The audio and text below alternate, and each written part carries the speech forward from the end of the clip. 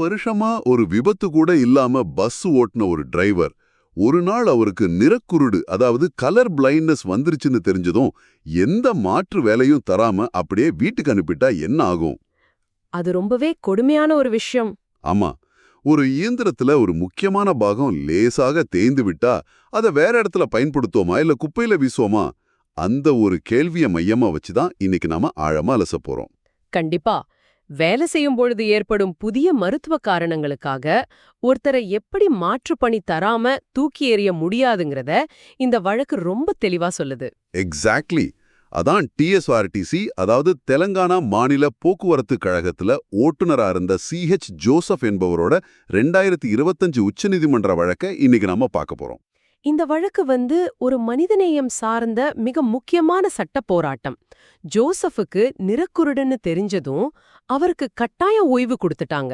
ஆ, ஒரு ஹெல்ப்பர் வேலையாவது கொடுங்கன்னு அவர் கேட்டார் இல்லையா? ஆமா. ஆனா நிர்வாகம் அதையும் மறுத்துட்டாங்க. இதனால ஆரம்பிச்ச பல வருட சட்ட போராட்டம் தான் இந்தியாவோட உச்ச நீதிமன்றம் வரைக்கும் போயிருக்கு. ஆமா, இங்க நிர்வாகம் சொன்ன காரணம் தான் ரொம்ப முரண்பாடா இருக்கு. அதாவது 1979ல வந்த ஒரு சட்ட ஒப்பந்தப்படி நிறக்குருடு வந்த ஓட்டுநர்களுக்கு சம்பள பாதுகாப்புடன் மாற்றுப்பணி தரணும்னு கட்டாயம் இருந்துச்சு. கரெக்ட். ஆனா பாத்தீங்கன்னா 1986ல அவங்க ஒரு பொதுவான கொள்கையை கொண்டு வந்தாங்க. முடிஞ்சா மாற்றுப்பணி கொடுங்க, இல்லனா பணத்தை கொடுத்து அனுப்பிடுங்கன்னு ஒரு ரூல். இது மொபைல் போன்ல புது அப்டேட் வந்தா பழைய சாஃப்ட்வேர் அழிஞ்சிடுமே, அது போலதானே? அப்போ எப்படி அந்த 1979 பழைய விதி ஜோசப்ப காப்பாத்துச்சு? அந்த இடத்துல தான் உச்சநீதிமன்றம் ஜென்ராலியா ஸ்பெஷலிபிஸ் நான் டெரோகேண்ட் அப்படிங்கிற ஒரு சட்ட கோட்பாட்டை பயன்படுத்தினாங்க. ஜென்ராலியா ஸ்பெஷலிட்டிஸ்? ஆ, இதுக்கு எளிமையான அர்த்தம் என்ன? யாதவரை பழைய சிறப்பு விதி தான் வெல்லும். ஓ, அப்போ 1986 விதி பொதுவாக மருத்துவ ரீதியா தகுதியற்றவர்களுக்குன்னு சொல்லப்பட்டது. ஆனா 1979 விதி குறிப்பா நிறக்குருடு உள்ளவர்களுக்காகவே உருவாக்கப்பட்டது, சரியா? மிகச்சரி. ஒரு பொதுவான விதியை கொண்டு ஏற்கனவே இருக்கிற ஒரு குறிப்பிட்ட பாதுகாப்பை அழிச்சிட முடியாது. இதுதான் இதோட அடிப்படை. சூப்பர்.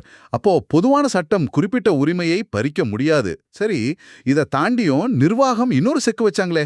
ஆமா, மாற்றுத்திறனாளிகள் சட்டம், அதாவது PWD ஆக்ட் படி சலுகை வாங்கணும்னா 40% குறைபாடு இருக்கணும்னு நிர்வாகம் வாதாடினாங்க.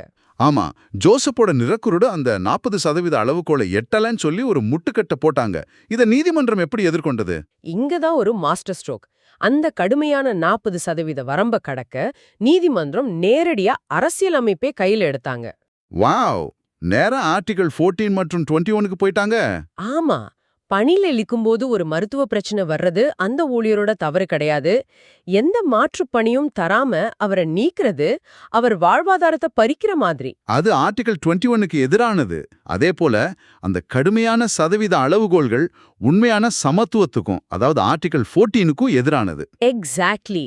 அதனால நியாயமான இடமளிப்பு அப்படிங்கிற விஷயத்த வெறும் சலுகையா பார்க்காம ஒரு அரசியலமைப்பு உரிமையாவே உச்சநீதிமன்றம் மாத்திடுச்சு. நிர்வாகத்தின் அதிகாரம் எங்கு முடிகிறதோ அங்கு ஊழியரின் கண்ணியம் தொடங்குகிறதுன்னு தீர்ப்புல சொன்னது எவ்வளவு ஆழமான விஷயம் பாத்தீங்களா? கண்டிப்பா. கடுமையான விதிகள் மக்களை கைவிடும்போது அரசியலமைப்பு எப்படி ஒரு பாதுகாப்பு வளையா மாறுதுன்னு இதை காட்டுது. கடைசியா தீர்ப்பு என்ன ஆச்சு? ஜோசப்க்கு அதே சம்பள விகிதத்துல மாற்றுப்பணி தரணும்னு உத்தரவிட்டாங்க.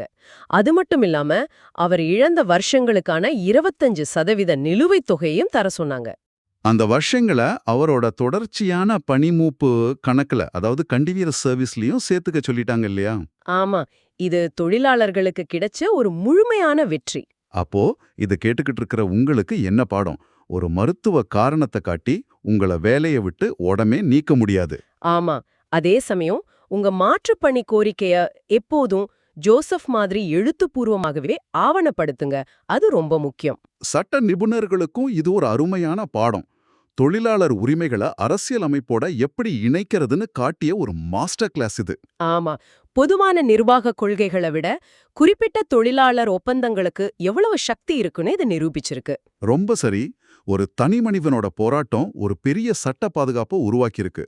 இப்போ உங்களுக்கான ஒரு இறுதி சிந்தனை சொல்லுங்க. நியாயமான இடமளிப்பு இப்போ ஒரு அரசியலமைப்பு உரிமை ஆயிடுச்சு. எதிர்காலத்துல நிறுவனங்கள் ஒருத்தருக்கு நோய் வரும் முன்பே அனைவருக்கும் ஏற்றபடி முன்கூட்டியே தங்கள் வேலை வடிவமைப்புகளை எப்படி மாத்தி அமைக்க வேண்டியிருக்கும்? இது ரொம்ப ஆழமான கேள்வி. ஆமா, அந்த பழுதடைந்த இயந்திர பாகத்தை எப்படி முன்கூட்டியே அனைத்திலும் பொருந்துற மாதிரி வடிவமைக்கிறது? நீங்களும் இதை சிந்தித்துப் பாருங்கள்.